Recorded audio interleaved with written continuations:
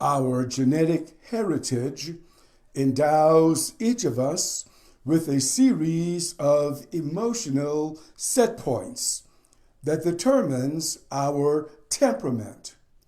But the brain circuitry involved is extraordinarily malleable. Temperament is not destiny. So writes Daniel Goleman in his book, Emotional Intelligence. Hey, social media, it's Stephen Middleton coming to you from the Possibility Action Network.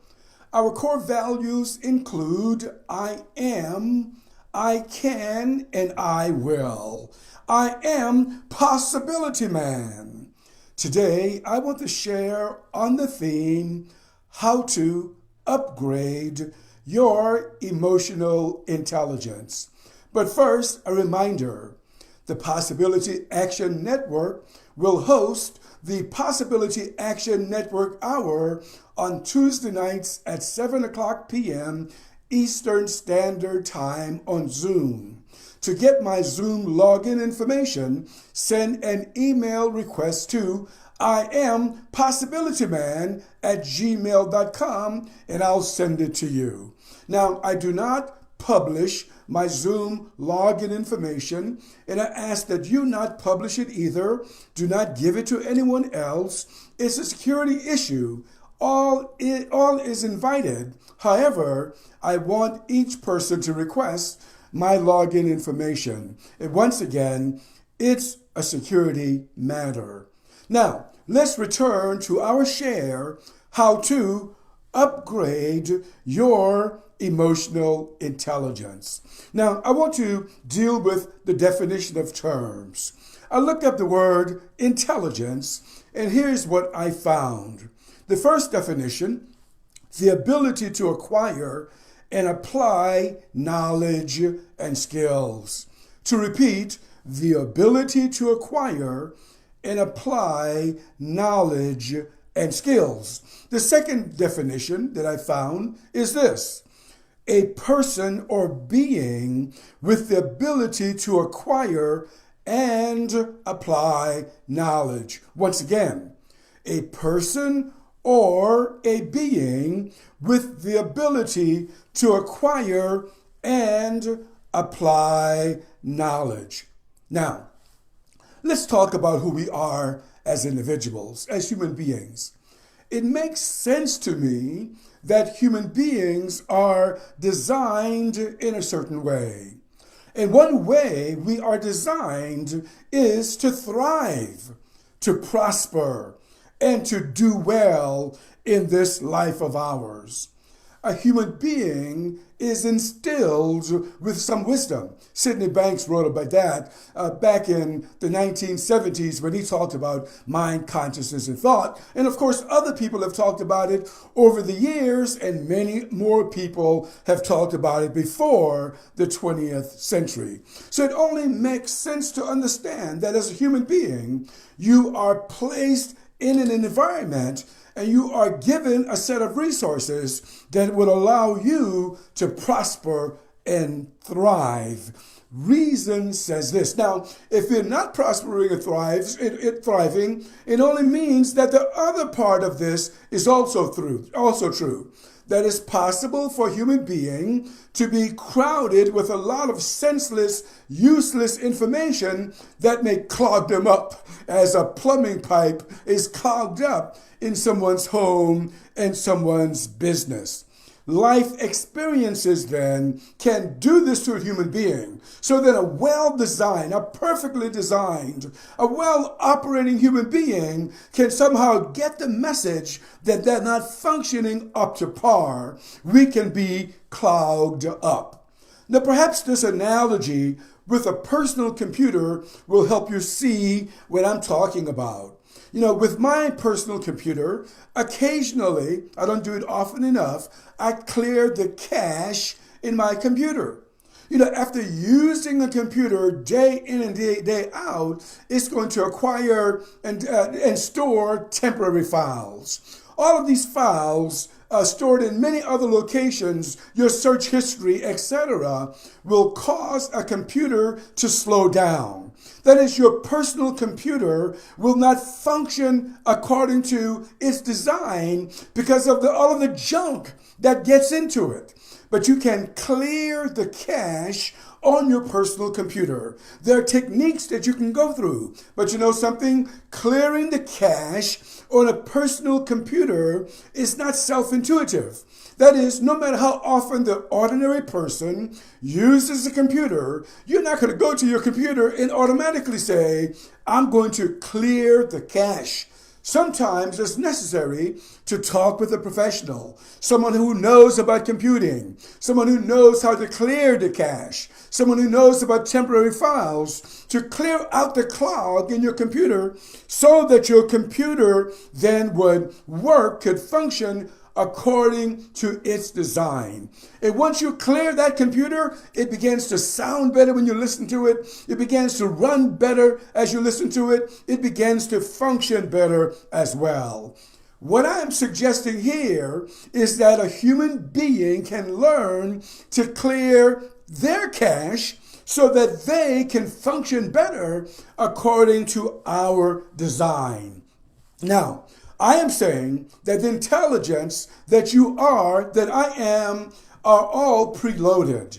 We're not talking about trying to create something that you do not have. You already have it. I already have it, but it's possible for me to forget. And of course, I believe that it's impossible for you to forget as well.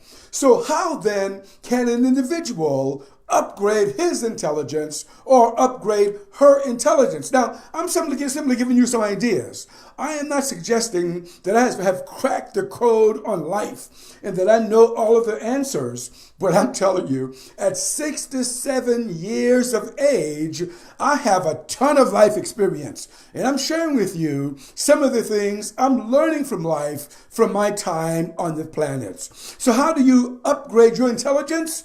Well, one thing, number one, is to recognize that you cannot get life right all the time. I want to repeat this.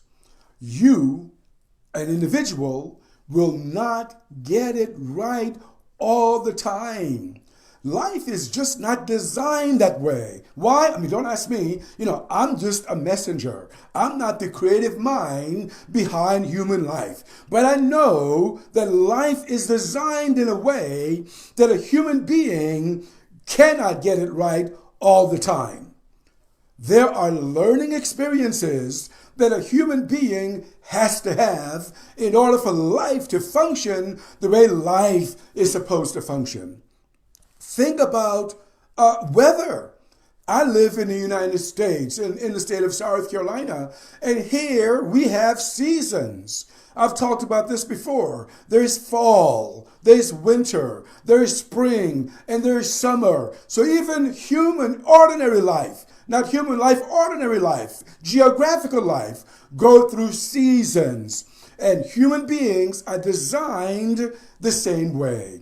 That's just the way the designer thought about it, made it up. That's the way the architect, whoever you conceive the architect to be, thought it up. A human being is not designed to get life right all the time. If that's a goal of yours, to always get it right, forget it.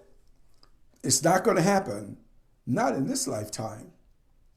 Number two, the second thing that I've learned about how to upgrade your intelligence is to practice forgiveness. First and foremost, for yourself. You got to forgive yourself. And then secondly, forgive others. Now, it's not possible to forgive another person without first forgiving yourself. This is how the architect of the universe designed it. Forgiveness. Now, forgiveness, firstly, is a misunderstood term. But here is how it's being downloaded to me as I'm sharing to you now. Forgiveness doesn't mean that you need forgiveness. Actually, you do not need forgiveness. You are the good son. You are the good daughter. You're already forgiven. Secondly, forgiveness. In forgiveness, you have to recognize that there is no accuser. Now, I'm not saying that individuals will not say things about you. That's not what I'm saying. But I'm saying, though, that you do not have an accuser. You are already forgiven.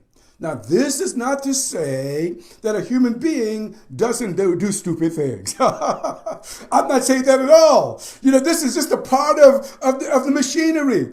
A human being will do some dumb stuff. That's just the way it is. Why? Well, that's the architect. That's not me. I'm not the architect of a human being. I'm simply reporting what's being downloaded to me now, that a human being will do some dumb stuff. So what does this suggest then? This suggests that a human being is innocent in the dumb stuff that he or she will do in this lifetime. Innocent. Innocence means that you didn't know any better, that you could not do any better. Because if you had the powerful instinct, the powerful idea that you could do it differently, you would have. You're innocent. Now, it doesn't make it right. Don't get it twisted, as my daughter used to say when she was younger. It doesn't make it right when you do dumb stuff. And I'm not suggesting that you do dumb stuff and say, oh, I'm innocent about it. Of course not. That's not what we're suggesting at all. But what we're suggesting to you, though, is that your health, your well-being that's natural, that's innate in you, can get jammed, can get clogged. And one of the debris that can clog it up is this notion that you cannot be forgiven. And I am saying now to you that you start by forgiving yourself and you forgive others. And recognize that you have already been forgiven. You've always been innocent. You are the good son. You are the good daughter. The third thing that I've learned about how to clear the cache in the life of a human being and how to upgrade his or her intelligence is that it's vitally important that we allow life to flow. Yes, there's a rhythm to life. There's a rhythm to the planet. Plants know when to grow. Trees blow in the wind. Flowers know when to bloom. The bees know when to go to the flower and do whatever they do. Photosynthesis is a natural process, and so is the life of a human being. Allow yourself to flow, to get into the flow of life. Sometimes people suggest that you got to work hard, you got to make it happen, you got to push hard, you got to do all of these things to make it work. Of course, action is important. One of my favorite scriptures in the New Testament is written by James the Apostle. And James says, faith without works is dead. So you got to do something. I've been doing, these broadcasts on Facebook and putting them on YouTube since last year, I believe, since 2020. It's now April of 2021. I just feel that this is the natural thing for me to do. I don't know if anyone is going to see them. I don't know if anyone is going to benefit from them. I'm benefiting from them. I get a value from listening to Possibility Man, especially when he gets out of the way and allow life to flow and allow himself to sync up with life. I'm going to talk about that one day if I'm allowed to. I can only talk about what's given to me. But here, allow life to flow.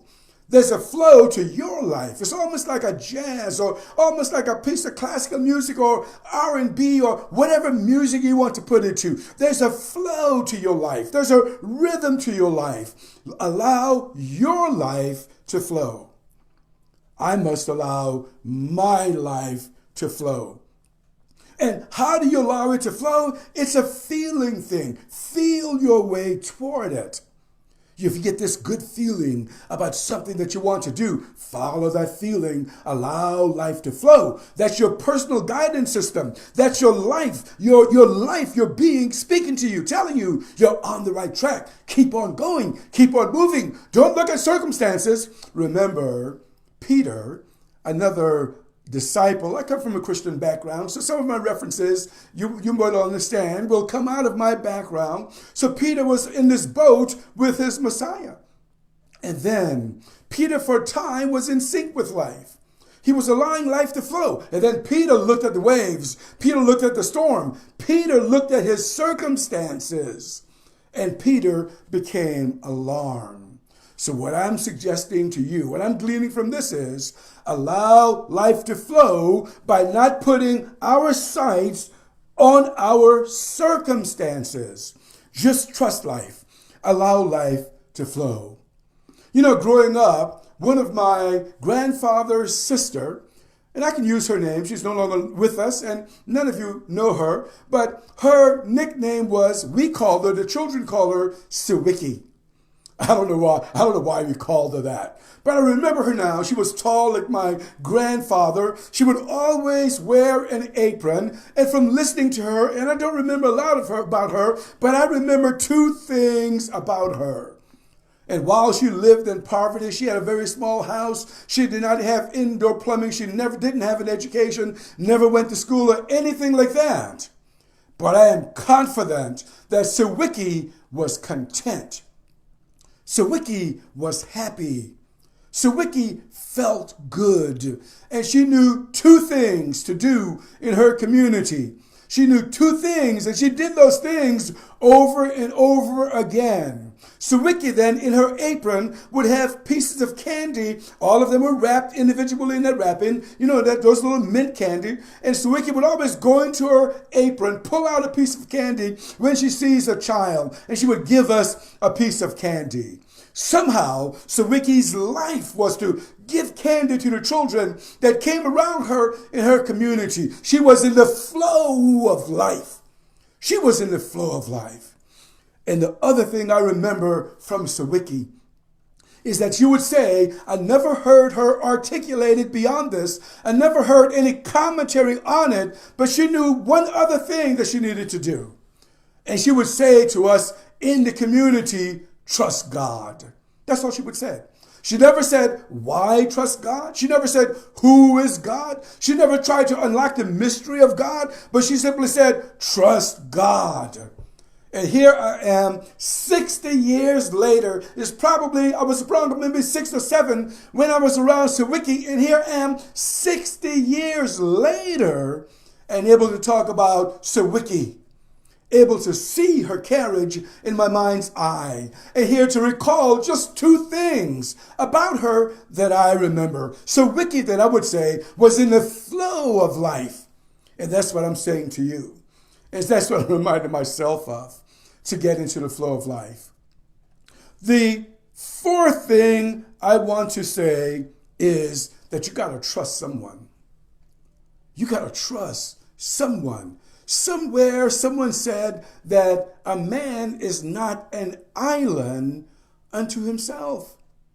You know, you aren't going to do much by yourself. You know, the great prophet, no matter what your religion is, be with me with this one. The great prophet, Jesus the Christ, came to declare, I am the Son of God.